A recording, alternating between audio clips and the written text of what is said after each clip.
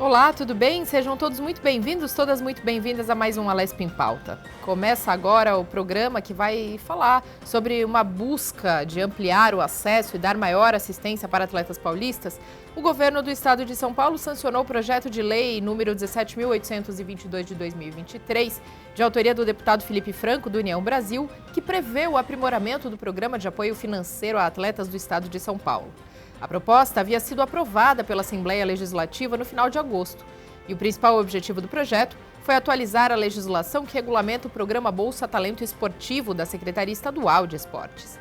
Dessa forma, a mudança na redação pretende ampliar o acesso ao auxílio, além de proporcionar assistência a um maior número de atletas paulistas. Para falar sobre esse assunto, converso com os seguintes entrevistados que estão conosco em nossos estúdios: Ricardo Rotulo, professor de Educação Física; Matheus Gemignani, empresário na área comercial e de finanças e de forma remota também integra nosso bate-papo; João Brusamolin, executivo de futebol. Sejam todos muito bem-vindos. Obrigado. Muito bem, vamos lá. Eu começo então pelo Ricardo, professor de Educação Física, trazendo para a gente a realidade hoje do esporte. Qual é a importância do fomento à base, realmente aos jogadores, ao investimento e incentivo dessa prática no nosso estado, não só no nosso estado, mas no nosso país também?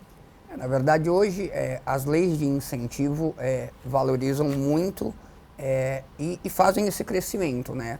Porque hoje em dia as grandes empresas podem injetar esse dinheiro e investir na base, coisa que anteriormente nós não tínhamos. Então, hoje em dia, grandes clubes, ao invés de investirem só no alto rendimento e na mídia, conseguem trabalhar a base e fazer com que esses atletas cheguem lá em cima, dando o suporte até financeiro, né? Porque para muitos atletas que às vezes têm aptidão, não têm a condição financeira de se manter durante o treino até chegar num nível adulto. Essa realidade está muito diferente dos últimos 5 ou 10 anos? Melhorou muito. Hoje em dia, os resultados, né, na verdade, do alto rendimento, tanto em Olimpíada, até agora no próprio Pan-Americano, que nós batemos recorde, né, em termos de medalha e colocações, isso faz com que as empresas tenham um olhar diferenciado, né? Que o esporte, ele busca a qualidade de vida, ele é utilizado, na verdade, como marketing também para essas grandes empresas. Então, investir no atleta, hoje em dia, investir no esporte, ele acaba sendo uma forma de marketing para elevar o nome dessas empresas também. Um marketing positivo. Um marketing positivo, exatamente, que a gente chama o marketing esportivo, né? O esporte não é só ter a sua marca lá, é valorizar o atleta, isso não só no âmbito brasileiro, né? Agora, esse investimento, né, você comenta, né, à medida então que o Brasil ou que mesmo o estado de São Paulo, enfim, que os atletas brasileiros conseguem mais medalhas, conseguem mais pódio, conseguem mais reconhecimento, maior tem sido o investimento. Você diria que há uma correlação aí? Com certeza. A gente fala que hoje em dia tudo é mídia, tudo é marketing, né? Dessa vez, por exemplo, o Pan-Americano ele teve uma visibilidade muito maior, porque os atletas brasileiros hoje em dia, vou citar um exemplo, a ginástica, por exemplo.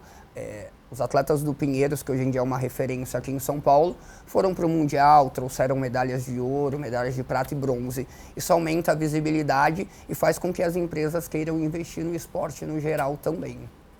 Matheus, traz um pouco da sua trajetória, né? Você foi, então, um jogador de futebol, conseguiu uma bolsa nos Estados Unidos, né? Sim. Jogando futebol.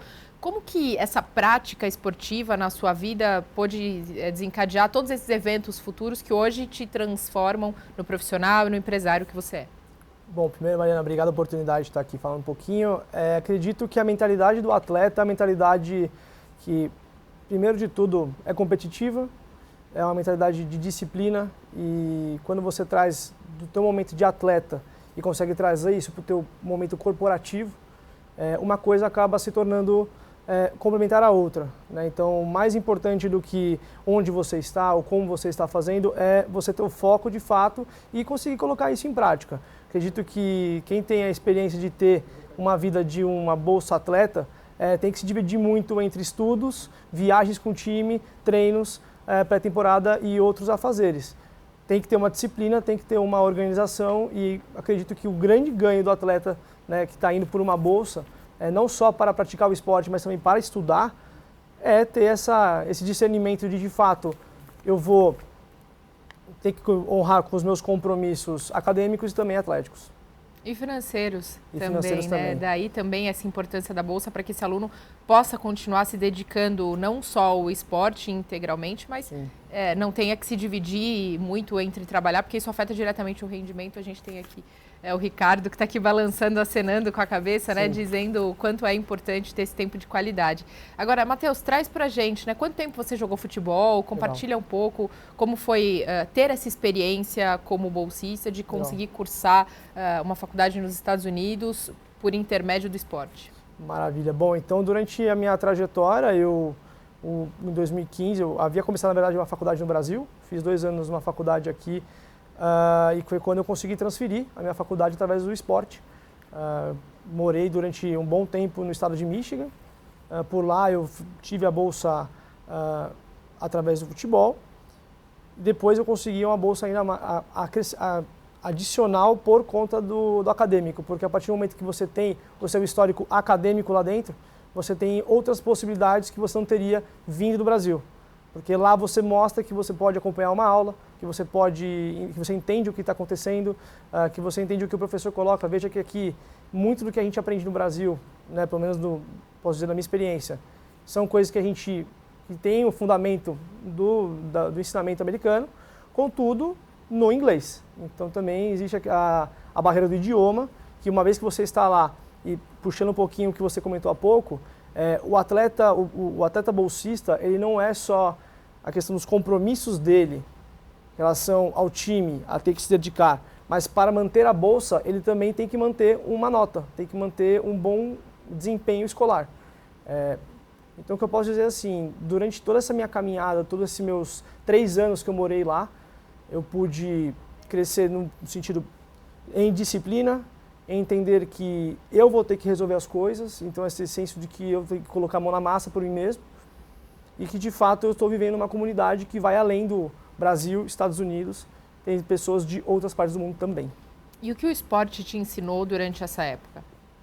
O esporte me ensinou principalmente viver em comunidade, viver com culturas diferentes, respeitar as culturas, entender que apesar de vivermos num país onde o futebol especificamente é muito muito grande, lá não tem a mesma proporção. E o atleta que é brasileiro não nasce com o talento de todos os brasileiros jogadores. Então tem que entender que cada um tem que fazer a sua parte e a disciplina de você tem que cumprir tanto com o acadêmico como o atlético, como eu comentei. E a valorização do esportista, a valorização do atleta nos Estados Unidos? Eu acho importante a gente fazer, né, esse paralelo também, traçar esse paralelo. Olha, vou te dar um exemplo, na verdade, saindo um pouco do futebol, que eu me recordo no momento que eu estava na faculdade, um dos atletas de 1960, 70, não me recordo muito bem o ano, ele foi um medalhista de ouro em umas Olimpíadas. Até hoje, na faculdade, o nome do centro de treinamento leva o nome dele. Então, existe uma valorização não só financeira, mas a questão de fato entender, olha, essa pessoa se dedicou para honrar o país que está lá. E isso levou muito em consideração, sempre foi muito importante dentro do espaço do futebol ou do esporte universitário. João, a sua história é um pouco parecida, né, com a do Matheus. Você também é brasileiro, também por intermédio, aí foi jogador de futebol, também por intermédio do futebol conseguiu aí então uma bolsa para estudar nos Estados Unidos e hoje continua nos Estados Unidos, mas aí realmente como empresário dessa área. Traz um pouco para a gente como foi, né, essa sua ida, como que o esporte permitiu esse seu acesso. Mariana, bom dia, obrigado pelo convite. Professor, Matheus, prazer. Parecido com a trajetória do Matheus, eu sou do sul de Minas Gerais, vim para os Estados Unidos através de bolsa esportiva, e isso foi em 2016, então fiz o meu curso aqui de engenharia, e no final da minha graduação eu já percebi que tinha atingido o máximo como atleta, então a partir daí a minha carreira como atleta chegaria ao fim em breve. Então, já sabendo disso, comecei a fazer a transição de atleta para a questão administrativa, então fui atrás de cursos que pudessem me capacitar E como o Matheus falou, as pessoas, quando percebem que você está bem intencionada e que você realmente trabalha de uma forma honesta, de uma forma dura para atingir o objetivo, elas realmente ajudam. Então, o mesmo treinador que me trouxe para os Estados Unidos em 2016 me arrumou aqui uma oportunidade na Universidade Católica dos Estados Unidos para fazer a minha graduação, meu mestrado em administração de empresas e gerenciamento de pessoas. Então, foi aí que eu comecei a trabalhar com o time de futebol dessa outra universidade como treinador, e eles pagaram os meus estudos para que eu pudesse concluir o mestrado.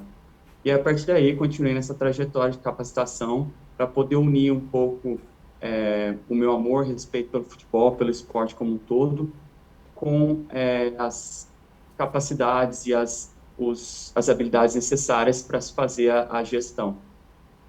E aí, João, eu vou te pedir um pouco da visão americana também sobre o esporte, né? Sobre essa questão de influenciar e de realmente valorizar esses atletas. Qual é a principal diferença que você vê entre a cultura norte-americana e a brasileira nesse sentido? Mariana, a gente tem que entender o cenário. Aqui, como o Matheus falou muito bem, o cenário aqui, falando do futebol, já que a gente já iniciou essa conversa direcionada ao futebol, o cenário é um pouquinho diferente. Veja bem, aqui mesmo os atletas vão para a faculdade. Aqui o objetivo das crianças e adolescentes é conseguir bolsa esportiva para que possibilitem que eles tenham um bom estudo. A partir daí, aqui nos Estados Unidos, o atleta com 20, 21 anos, após formado, ainda tem a possibilidade de jogar o futebol profissional. Então, a gente tem alguns exemplos, tenho colegas de time que hoje estão jogando futebol profissional. Então, com 21 anos, a gente aqui não é considerado, digamos assim, uma idade ultrapassada. No Brasil, a gente sabe que com 21, 22 anos, as possibilidades diminuem muito. Então, o cenário aqui nos Estados Unidos é um pouco diferente. Eu acho que é um cenário um pouco voltado para a formação. Por isso a importância dessa lei e o que a gente está debatendo hoje. É um cenário onde os atletas que não viram jogadores profissionais, eles ainda assim têm a capacidade, têm a oportunidade de concluir uma graduação que vai possibilitar eles, sim, ter um bom trabalho e o impacto onde quer que eles vão. A gente sabe que, assim, só adicionando, a gente sabe que no Brasil 80% dos atletas ganham menos que um salário de R$1.000. Ou seja, um atleta no Brasil, acredito que os números estejam parecidos, mas a cada 7.000 atletas, somente um vira atleta profissional no Brasil. Então, por isso a importância da formação das pessoas, para que, sim, após essa trajetória, essa tentativa de se tornar atleta profissional, os 6.999 ainda consigam ter as oportunidades para criar um impacto positivo na sociedade.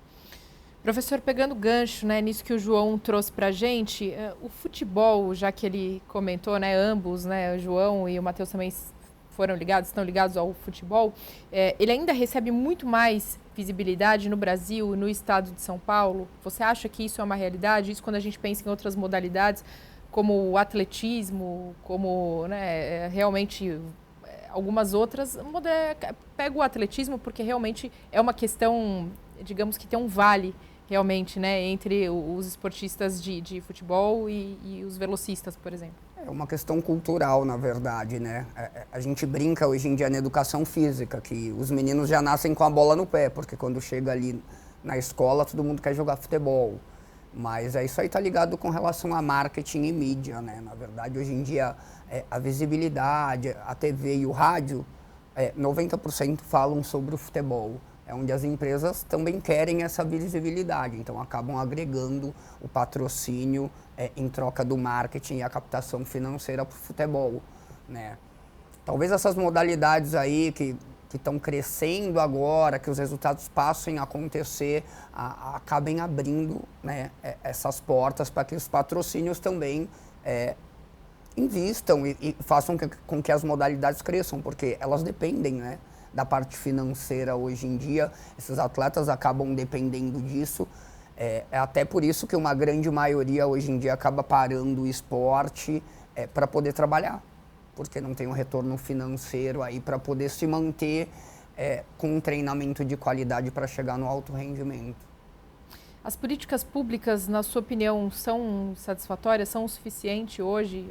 A gente está na Assembleia Legislativa, vamos falar enquanto Estado, né, mas a gente pode escalonar isso para o país também com relação ao incentivo ao esporte, realmente ao incentivo às bolsas, porque é o que você disse, a maior parte, o Brasil cria grandes, né, e tem grandes potências esportivas nas mais diversas modalidades, mas muitos se perdem ao longo do caminho justamente pela questão financeira. Tem de haver uma escolha, mesmo com... E a gente não está falando só de ter bolsa ou não. Muitas vezes a gente está falando, inclusive, da infraestrutura dada pelos clubes, dadas pelos ginásios, para que esses meninos e meninas possam realmente se capacitar e se formar e evoluir cada vez mais, né? Na verdade, assim, as estruturas hoje em dia têm melhorado, até porque hoje em dia o esporte a gente busca qualidade de vida, né? Então, assim, a gente vê hoje em dia os centros de treinamentos esportivos crescendo, cada vez mais, se multiplicando, mas em contrapartida, não adianta você ter uma estrutura física se você não tem o profissional qualificado para trabalhar e se você não tiver uma estrutura, porque não é somente você montar, pôr a trave lá, colocar o gol. E aí, quem é o profissional que vai desenvolver? Hoje em dia, para você trabalhar com uma criança e com um atleta, não é só colocar o professor. Tem toda uma questão. Você tem que pôr uma nutricionista, você tem que pôr um psicólogo.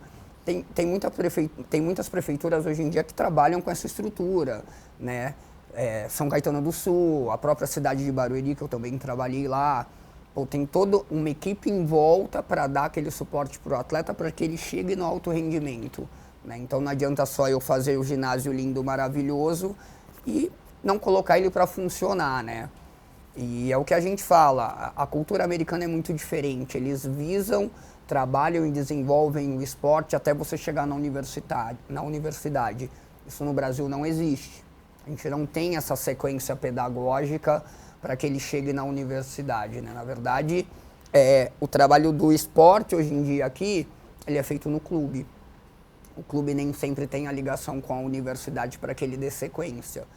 Então, talvez num futuro próximo, trabalhar e desenvolver essa ligação para uma coisa puxar a outra, pegar a universidade americana, o college, como exemplo, é uma possibilidade também, já que vai investir, vai dar bolsa para esses atletas.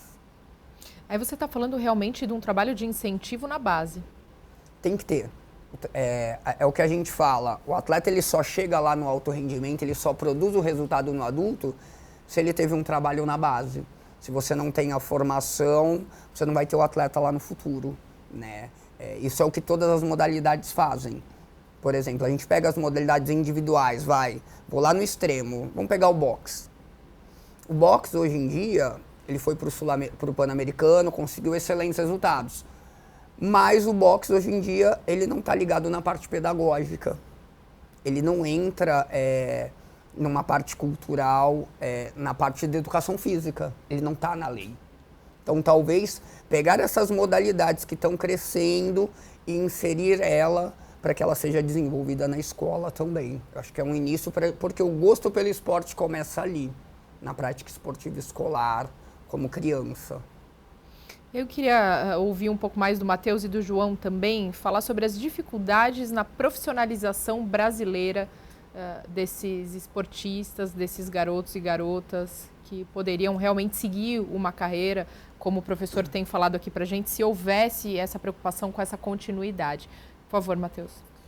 Bom, primeiro que, no meu ponto de vista, eu enxergo que muito também se deve ao sucesso do esporte em si. Né? Eu vejo, por exemplo, faço um paralelo nos Estados Unidos, e aqui eu vou sair um pouco do tema do futebol, vou falar um pouco dos outros esportes. Os Estados Unidos tem, né, sempre teve um histórico muito vencedor nas outras modalidades.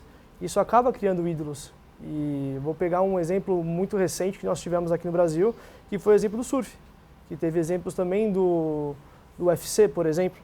Enquanto houveram ídolos que as crianças pudessem se inspirar, pegando um pouco o que o professor comentou agora, houve interesse em desenvolver aquela modalidade, ou da própria criança ir atrás. Um outro ponto que eu imagino é que, assim, olha, a dificuldade que nós temos aqui é uma questão de oferta e demanda. porque muitas pessoas e muitos jovens tentam ser jogadores de futebol, por exemplo, existem poucas vagas para tanta gente que quer. Agora, será que se não houvesse o contrário, por exemplo, olha, um incentivo ou um esporte vencedor de alguma maneira, por exemplo, tão vencedor quanto o futebol, mas o vôlei, que a gente teve na época de Giba, Bernardinho, na época que nós tivemos outros grandes vencedores, até, por exemplo, a Fórmula 1. Durante muito tempo o Brasil foi o vencedor, tinha muitas pessoas, espectadores, que paravam para assistir a Fórmula 1 no domingo.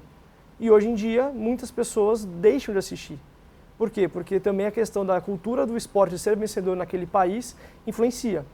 A dificuldade que a gente tem hoje aqui no Brasil, comparado com os Estados Unidos, é justamente o seguinte: por ter uma divisão maior de esportes vencedores e ter desenvolvimento em outras frentes, por exemplo, onde eu morava, o meu estado tinha cinco times de 5 esportes diferentes que eram pelo menos campeões uma vez nas ligas nacionais. Então você tinha muita gente que olhava para outros esportes.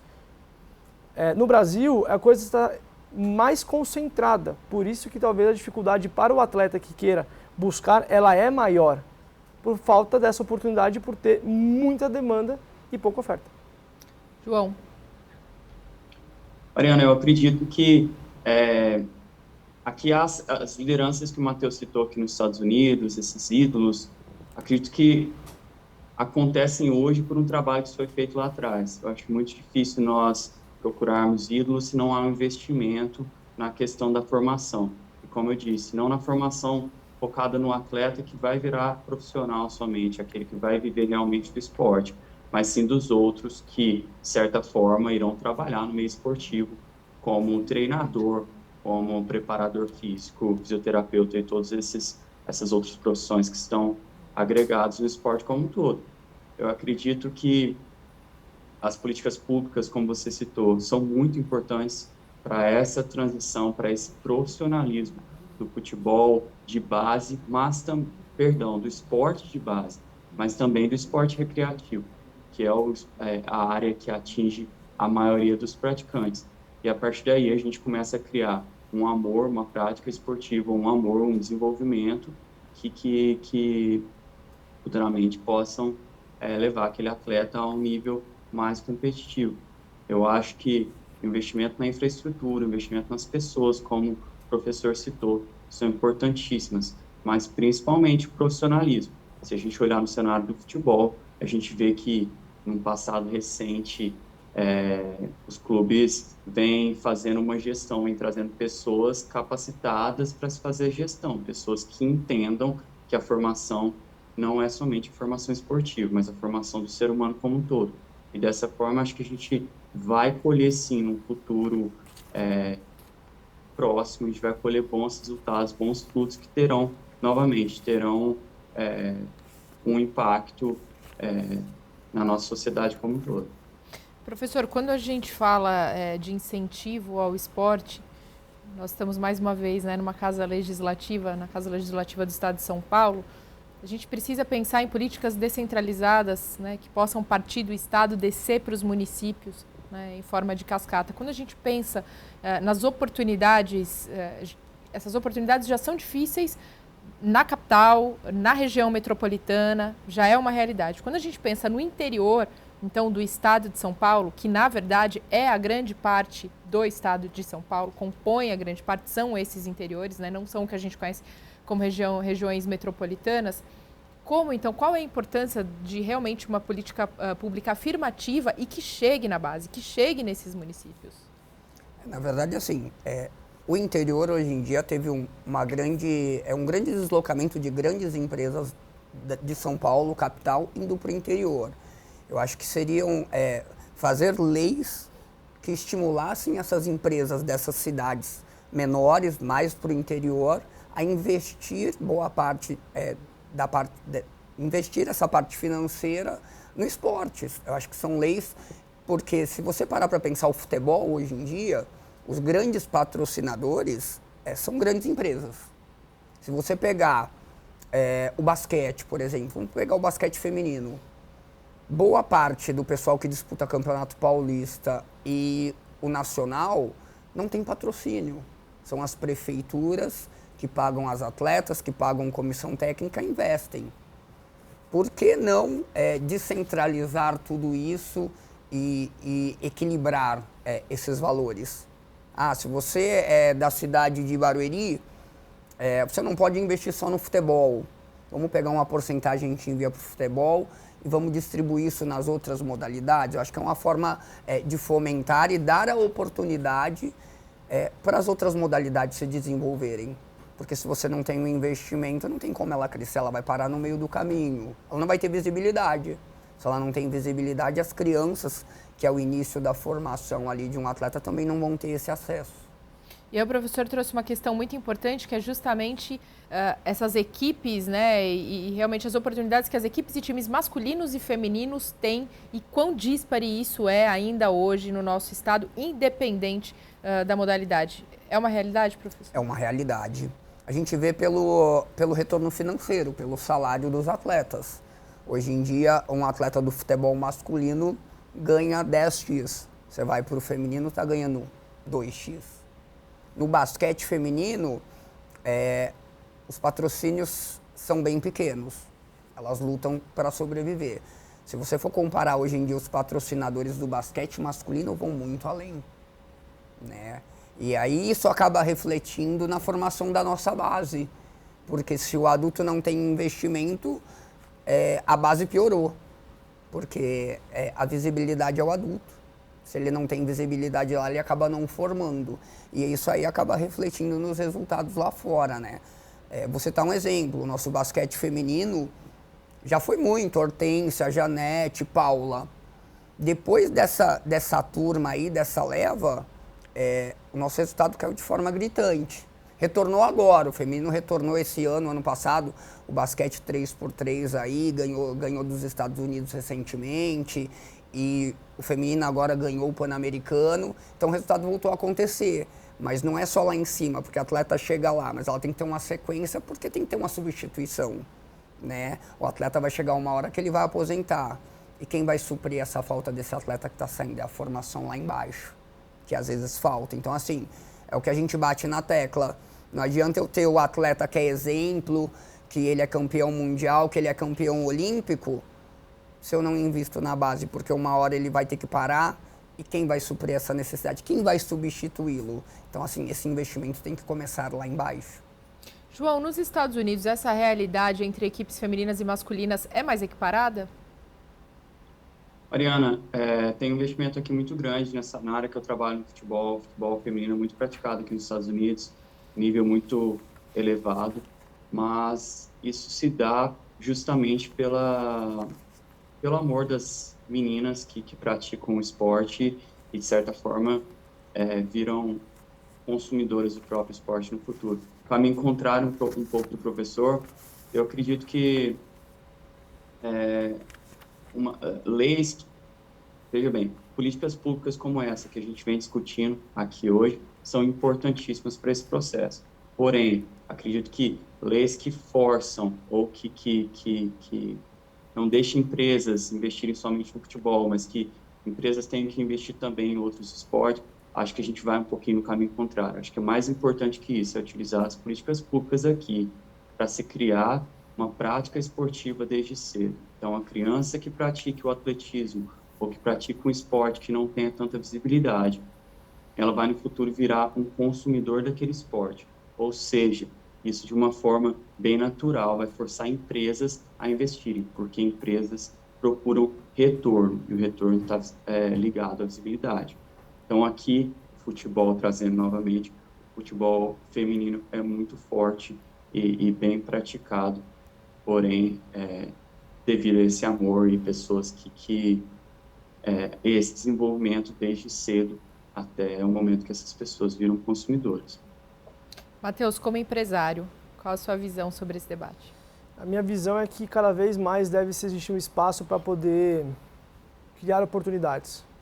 Veja, vou um pouco na linha do que o João coloca, concordo muito com isso, que aqui no Brasil, né, ou o jovem se dedica 100% para o esporte, ou o jovem se dedica 100% para os estudos. A diferença que eu vejo nos Estados Unidos é justamente essa. O jovem consegue conciliar os dois. E a questão do retorno, investimento, eu concordo 100% com o João. E diria mais, talvez o grande ponto é que, justamente porque, mesmo que eu não me torne um profissional, eu vou fugir de novo do futebol, vou falar um pouco... Tem um grande amigo meu, por exemplo, que ele praticou durante muito tempo o cross country lá, que é basicamente um esporte muito parecido com o que é o atletismo aqui. O professor me corrija se eu estiver equivocado, mas uma maneira que eu enxergo é assim, mesmo que ele não se tornou profissional, ele se tornou adepto, ele se tornou fã daquele esporte. Então, o grande ponto é que deve existir cada vez mais espaço para que o cidadão, o jovem de 18 anos e 17 anos, não precise ter essa pressão de ter que escolher entre um ou outro. Uma vez que a gente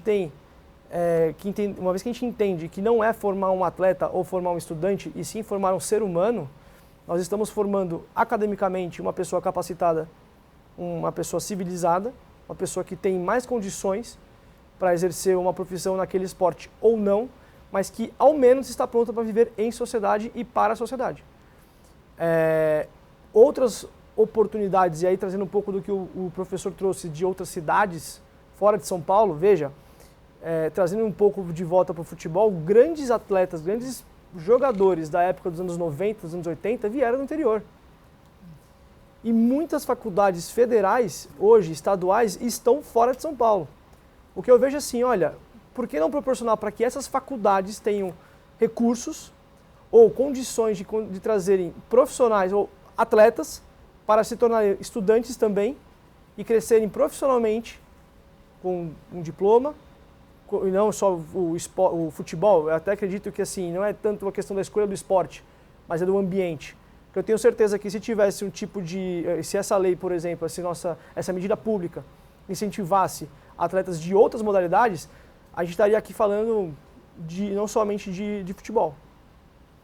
O que eu imagino se isso de fato pudesse acontecer de alguma forma, de colocar oportunidades para que esses atletas Brasil afora, a gente teria melhores seres humanos, teríamos melhores atletas, teríamos mais modalidades estando visíveis, porque eu me formei, por exemplo, eu me formei jogando vôlei, eu tenho amor ao vôlei, eu vou consumir o vôlei. Quando eu consumo um vôlei, eu percebo que as empresas vão perceber que existe um consumo maior naquele jogador, naquela camisa, como aconteceu muito tempo atrás com o Giba. Então vão patrocinar esse esporte. Então uma coisa leva a outra. O grande ponto deve-se existir, e para finalizar, deve-se existir uma oportunidade para que as instituições de ensino possam trazer atletas, porque em questão de educação, a nossa educação hoje nas nossas universidades não perdem nada para muitas dos Estados Unidos, eu falo comparando com a que eu tive, mas também perde em questão de oferecer oportunidade. Ou eu vou como atleta, ou eu vou como estudante. E essa pressão, uma pessoa de 17 anos, ela não deve existir. Aí a gente tem que refletir sobre o acesso da maior parte dessas pessoas realmente aos ensinos superiores, né? A essas universidades. Infelizmente, a gente sabe, né, professor, grande parte dos nossos jovens que são, enfim, dos expoentes no esporte, não estão necessariamente e não têm condições, muitas vezes, nem de concluir o ensino médio, né? Sim. Por isso, realmente, uma realidade brasileira, né? Por isso, realmente, investir na base, porque muitas vezes é dali que eles saem e essa oportunidade realmente não chega, como o professor falou. Então, não adianta, né? Mas, claro, deve haver, talvez fosse até uma forma de incentivo com que eles conseguissem acessar o ensino superior. Mariana, assim, só em cima do que você comentou, como eu comentei, o estado que eu morava tinha muitos esportes que eram profissionais e que a liga chamava atenção. E existiam alguns esportes em que a liga universitária chamava mais atenção do que a liga profissional.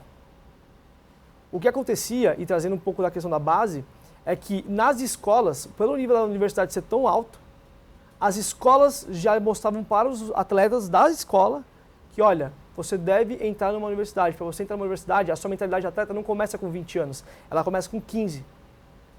E isso incentiva demais. Portanto, de novo, como eu coloquei, criar oportunidades. Agora, para que a gente possa finalizar, eu queria voltar na questão da infraestrutura, que é necessária também, né? Como vocês disseram hoje, no Brasil, principalmente no estado de São Paulo, está muito focado nos clubes.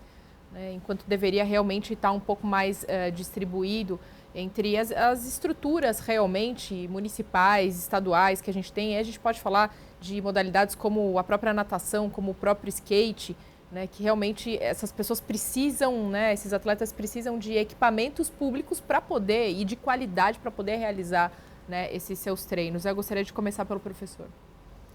Na verdade, assim, a diferença já começa no acesso, né? A gente falando de esporte universitário. Nos Estados Unidos, você passa por uma seleção esportiva para entrar na faculdade. Nós não temos isso hoje em dia. O acesso à universidade pública, seja estadual ou seja federal, ela é através da prova. Vai entrar aquele que academicamente está bem. Não tem uma seleção, eu sou atleta e vou lá prestar uma bolsa esportiva para entrar na faculdade, na universidade. Isso nós não temos no Brasil. Então, a gente vê que o acesso para a universidade como atleta hoje em dia no Brasil, ela é zero. Se for uma universidade pública, não existe essa seleção. E aí a seleção esportiva para a bolsa hoje em dia é na universidade privada. É aquele atleta que tem aptidão, que realmente joga, ele vai ter a bolsa, mas qual é a troca com a instituição particular, privada hoje em dia? É o marketing. Aquele atleta vai vestir a minha camisa, vai disputar o estadual, vai disputar o federal, vai ganhar. E esse título dele vai fazer a captação de futuros alunos, porque as universidades precisam da parte financeira, né? Então, são objetivos bem diferentes. A universidade privada hoje em dia usa o atleta como uma forma de marketing e captação de futuros alunos para poder se manter. Matheus. Olha, eu imagino que de uma maneira geral, o Brasil é um país com uma vasta oportunidade.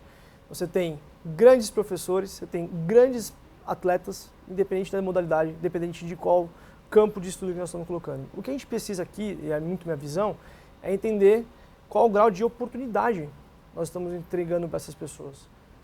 Não é simplesmente com 20 anos, né? Não é com 22 anos que você tem que tomar todo o rumo da sua vida. E assim como nos Estados Unidos, uma outra coisa também que ajuda muito. Nos cursos acadêmicos, por exemplo, os 2 primeiros anos, eles são similares para qualquer graduação.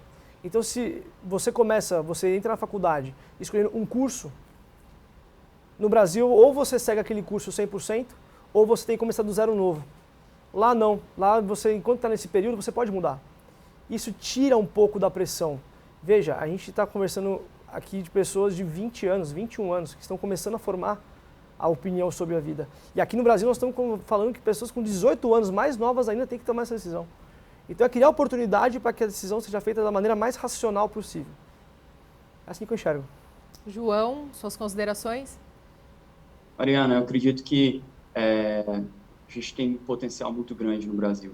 Os nossos atletas, não só do futebol, vôlei, basquete, mas outros esportes que não têm uma visibilidade muito grande, acho que o nosso potencial é muito grande. Então, sim necessárias políticas públicas, mas também é necessário não uma atualização, mas mudança sim na gestão de pessoas que pensam e executam o esporte. O esporte é um caminho de mudança, é uma ferramenta de transformação social. Então, nós temos que enxergar isso com muita, muita seriedade. Então, para concluir, eu acredito que o profissionalismo nas áreas administrativas, pessoas que fazem a gestão do esporte, é necessário. Pessoas que pensam como um todo, não só na formação profissional, mas também na formação de pessoas, que é o que vai trazer mais resultado no futuro. Pessoas que irão consumir o esporte, de certa forma, trarão um retorno para aquele próprio esporte, justamente pelo amor. João, Matheus, professor Ricardo, gostaria de agradecer demais a presença de vocês hoje, participação, todo esse debate. Claro, agradeço a sua companhia de casa até agora. Mais um Alesp em Pauta termina por aqui. Nós nos vemos ao longo da programação. Até o próximo.